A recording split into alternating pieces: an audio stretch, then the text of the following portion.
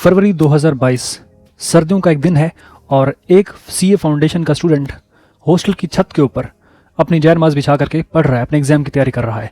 इतने में साथ एक दीवार है, उस दीवार के ऊपर एक लड़की चढ़ती है और उस लड़के को कहती है कि एक्सक्यूज़ मी, ये सॉक्स उठा के देना मुझे। अब वो सॉक्स उसने झूठ मूठ की खुद फेंकी थी। वो लड़का अपनी जैन नमाज से उठता है, सॉक्स उठा के जैसे ही उसको देने लगता है तो वो लड़की थोड़ी सी करप्ट टाइप होती है, जिसकी वजह से वो उसको पकड़ लेती है ऐसे। तो उस लड़के को ना एक करंट सा फील होता है पूरे जिस्म में। एकदम से वो घबरा जाता है और वो अपना हाथ फ़ौरन से छुड़वाता है, कहता है कि बाबा बाबा बस ना। तो जैसे ही वो घबरा के ऐसे बोलता है कि बाबा बाबा बस ना, तो वो लड़की पहले मुस्कुराती है, फिर कहती है कि सीडियस वे में हाँ बस। और उसके बाद वो लड़का घबराता है और उसके बाद अपना जय नमाज उठाता है और अपनी बुक्स वगैरह ले करके नीचे रूम में चला जाता है, छत से नीचे चला जाता है। तो इस इंसिडेंट के अंदर ना दो फैक्टर्स हैं। एक तो है हैरेसमेंट का, कि ये जो हैरेसमेंट है ज़रूरी नहीं कि एक लड़का ही लड़की को करता है, बस औकात उल्टा भी हो सकता है। लेकिन ज़ाहिर बात है, हम जिस सोसाइटी के अंदर रहते हैं तो वहाँ पे अगर वो लड़का इस चीज़ को बताता किसी के सामने कि ऐसा उसके साथ हुआ है, तो ज़ाहिर बात है कोई भी इस बात का यकीन ना करता, वो कहते कि तुमने कुछ किया होगा, ज़ाहिर बात है। तो बाय द वे वो लड़का कोई और नहीं था, आपके सामने है। और उसके बाद जब मैं नीचे हॉस्टल में अपने रूम में आया तो उसके बाद हॉस्टल वार्डन ने मुझे आके कहा, क्योंकि कैमरास वगैरह लगे हुए थे पूरे हॉस्टल के अंदर, तो उसने मुझे कहा कि ताहिर भाई इत्थे तक कुड़ियाँ ख़राब ने, तो तुसी अपनी इज्जत की हिफाजत खुद करनी है। तो इसमें एक तो आंसर है हैरेसमेंट का और दूसरा आंसर है स्टैमरिंग का, कि खौफ की वजह से वो एकदम से स्टैमर करने लगा, बाबा बाबा बस ना। What is this? मतलब वो लड़का है, ज़्यादा पावरफुल है फिजिकली भी, चाहे तो उसको जनाटेदार थप्पड़ दे मारे, शी डिजर्व्ड इट। अच्छा, हम इस वीडियो के अंदर ना स्टैमरिंग के ऊपर ही बात करने वाले हैं, हैरेसमेंट के ऊपर हम बात नहीं करने वाले। तो स्टैमरिंग का इशू जो है ना, मेरे साथ बचपन में बहुत होता था। अभी भी अगर कोई मेरी वीडियोज़ को काफ़ी गौर व खौज से देखे तो मुझे अभी भी स्टैमरिंग के इश्यूज़ हैं, अगरचे इतना ज़्यादा नोटिसेबल नहीं है, चूँकि मैंने इस पर काफ़ी काम किया हुआ है। और ख़ासकर उर्दू में, इंग्लिश में तो कोई फील ही नहीं कर सकता था, कोई नोटिस ही नहीं कर सकता।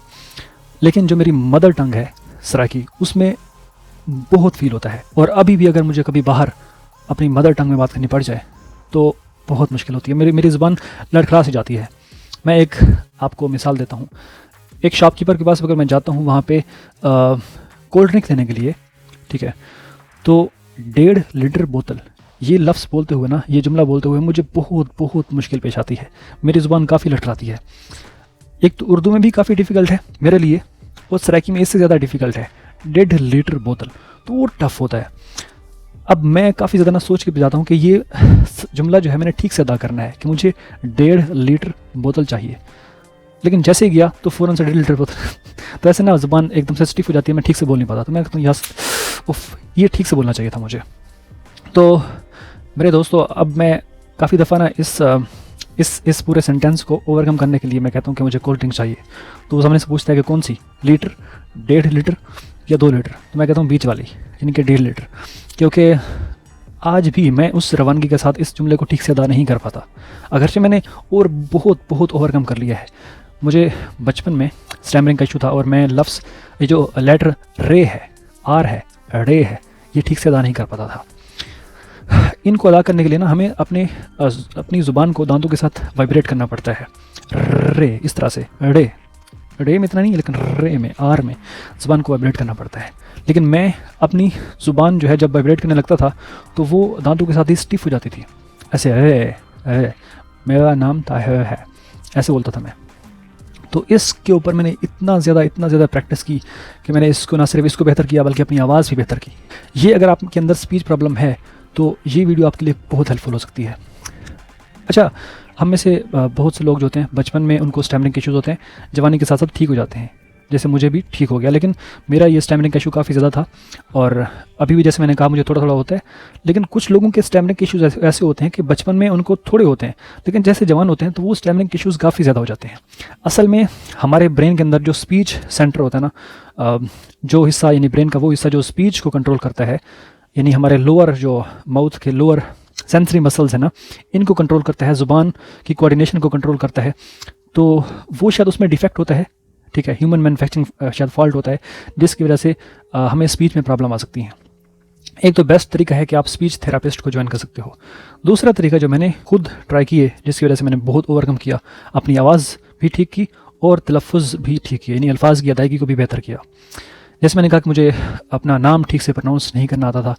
اب طاہر کے اندر نا رے ہے, میرا اس میں رے ہے, میرا نام طاہر ہے, یہ میں ٹھیک سے نہیں بول پاتا, میرا نام طاہر ہے اس طرح بولتا تھا.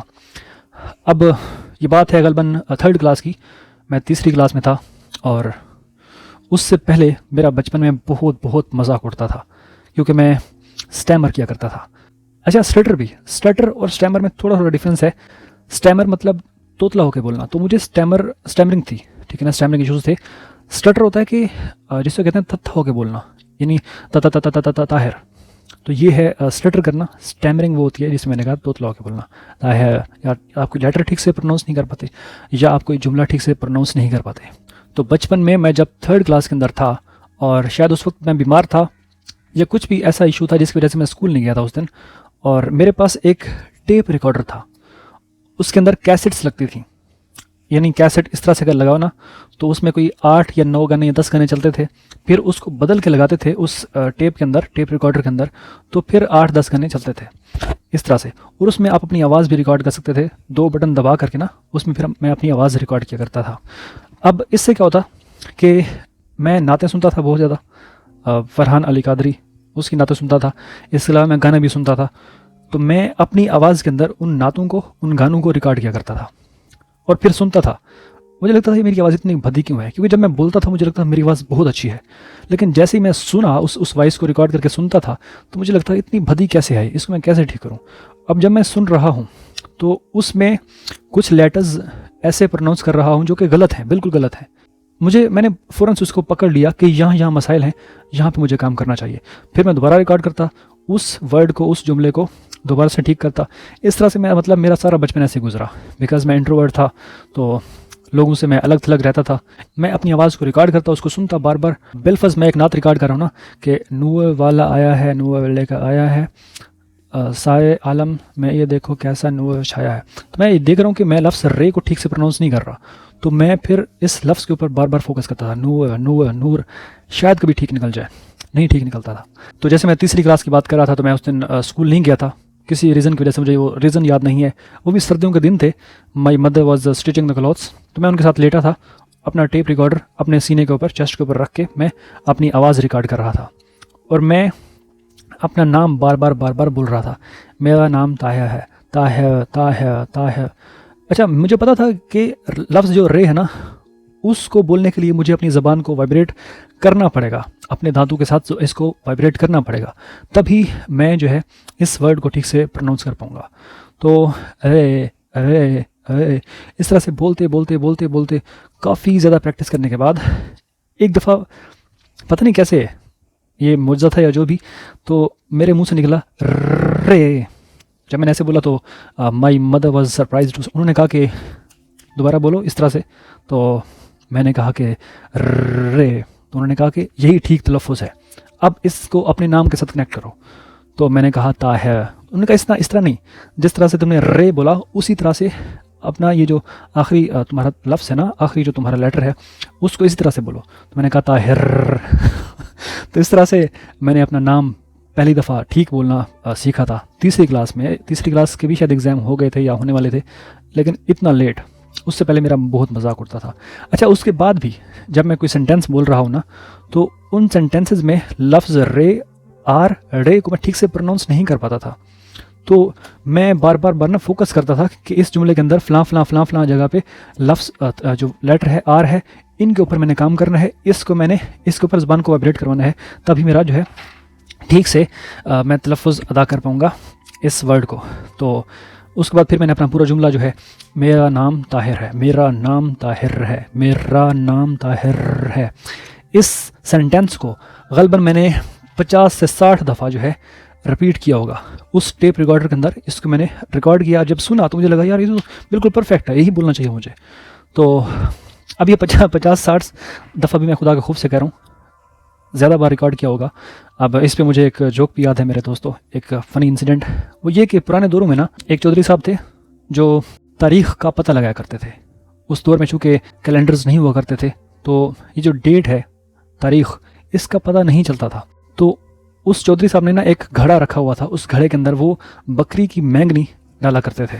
ایک مینگنی مطلب ایک ڈیٹ ہو گئی, दूसरा दिन दूसरी मैंगनी तो मतलब 2 डेट हो गई, तीसरे दिन तीसरी मैंगनी तो मतलब 3 डेट हो गई। इस तरह से वो जब 30 डेट हो जाती थी ना, 30 दिन गुजर जाते थे, तो वो घड़े को साफ़ करते थे, तो फिर दोबारा से 1, तो इस तरह से वो तारीख़ का पता चलाया करते थे। एक दिन हुआ यूँ कि वो किसी काम में मसरूफ़ थे, तो उस घड़े के अंदर वो बकरी जो है ना वो मैंगनी आगे कर लेती है। मैंगनी मतलब वो जो उसका वेस्ट होता है, जो बकरी का ना वेस्ट होता है, उसको मैंगनी कहते हैं।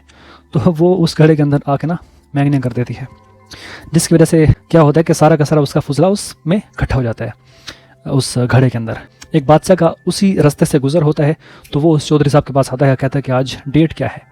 तो चौधरी साहब उसको कहते हैं कि आप रुकें, मैं पता करके आता हूँ। वो जाता है और उस घड़े में से ज़ाहिर बात है वो उसने काउंट की होंगी वो सारी मैंगनियाँ, और फिर वापस आके बोलता है कि आज डेट जो है वो 45 है। तो इस पर बादशाह काफ़ी परेशान से हो जाते हैं कि आपका दिमाग ख़राब है क्या, बिकॉज डेट या तो 30 हो सकती है या 31 हो सकती है या 28-29 हो सकती है, ये 45 डेट कैसे हो सकती है। तो इस पे चौधरी साहब जो हैं वो कहते हैं कि ये 45 भी मैंने खुदा के खौफ से कही है, वरना वरना तारीख़ जो है ना, वरना डेट जो है वो तो 100 क्रॉस कर चुकी है। तो वैसे मैंने ही भी आपको खुदा के खौफ से कहा कि मैंने कोई 50 से 60 दफ़ा अपनी आवाज़ को रिकॉर्ड किया, हालांकि रिकॉर्ड तो बहुत दफ़ा किया था। और उसके बाद फिर मैं अपनी आवाज़ में नातें और अपनी आवाज़ में गाने रिकॉर्ड किया करता था, और फिर सुनता था, मुझे उसमें बेहतरी फील होना शुरू हो गई। तो इस तरह करके ना मैंने अपनी आवाज़ को भी ठीक किया और अपने तलफ़ुज़ को भी ठीक किया। तो ये जो स्टटर करना है या स्टैमरिंग करना है, बिल्कुल क्योरेबल है। पहला एक तो इलाज इसका, जैसे मैंने कहा, स्पीच थेरेपिस्ट के पास जाएं, वो ज़ाहिर बात है प्रोफेशनल होते हैं, आपको प्रोफेशनल एक्सरसाइज करवाएंगे। मैं आपको कुछ ब्रीदिंग एक्सरसाइजेज बताऊंगा जिससे आपके लिए फ़ायदा हो सकता है। तो एक तो ये कि ये डर अपने अंदर ना रखिएगा कि मैं अभी अपनी जो है अभी मैं स्टैमर करूँगा। ये जो डर है ना हमारे जहन के अंदर, इसकी वजह से भी हम स्टटर करते हैं, इसकी वजह से भी हम स्टैमर करते हैं। जैसे मैंने कहा ना, जब मैं बोतल लेने जाता हूँ, कोल्ड ड्रिंक लेने, तो ये मेरे जहन में डर होता है कि मैं ये लफ्ज़ गलत बोलूँगा, यार गलत ना निकल जाए। और जैसे मैं बोलता हूँ 1.5 लीटर बोतल, ये ठीक से नहीं अदा कर पाता, तो मैं यार ऐसे नहीं बोलना चाहिए था, मुझसे क्यों ठीक से नहीं होगा। हालांकि मैं अब यहाँ पे बोलूँ ना तो मैं ठीक से कह सकता हूँ कि मुझे 1.5 लीटर बोतल चाहिए, लेकिन वहाँ जब जाता हूँ तो ज़ाहिर बात है ये असल में डर है हमारे जहन के अंदर, जिसकी वजह से हमारा ब्रेन जो है कोऑर्डिनेट नहीं कर पाता हमारे मसल्स के साथ। अब मैं आपको ब्रीदिंग एक्सरसाइजेज बताता हूँ। इनमें से पहली जो एक्सरसाइज है ना वो है कि आप हा हे हम हु, हा हे हो, इस तरह से ना आप बार बार रिपीट करो, आपकी ज़ुबान की कोऑर्डिनेशन हो जाएगी आपके ब्रेन के साथ, ठीक है ना। तो दिमाग को पता चलेगा कि इस तरह से आवाज़ का उतार चढ़ाव हो सकता है, यहाँ से मुझे याद आया राफेल जिस तरह से हारिस रऊफ ने किया था। 3-4 लेटर्स है ना, इनको बार बार ना आप गुनगुनाएं, आप इनको बार बार बोलें, हाई पिच के साथ, लो पिच के साथ, हा हे हु, इस तरह से भी ये आप गुनगुना सकते हो। जैसे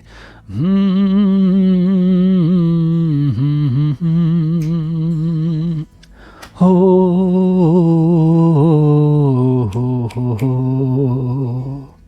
तो इस तरह से आप इसको बहुत ही एंजॉय करते करते ठीक कर सकते हो। मेरे हिसाब से आपको कम अज़ कम ना दिन में 20 दफ़ा, कम अज़ कम, अपर लिमिट नहीं है, अपर जितना भी आप ले जाएं इसको, कम अज़ कम 20 दफ़ा इसकी प्रैक्टिस करें।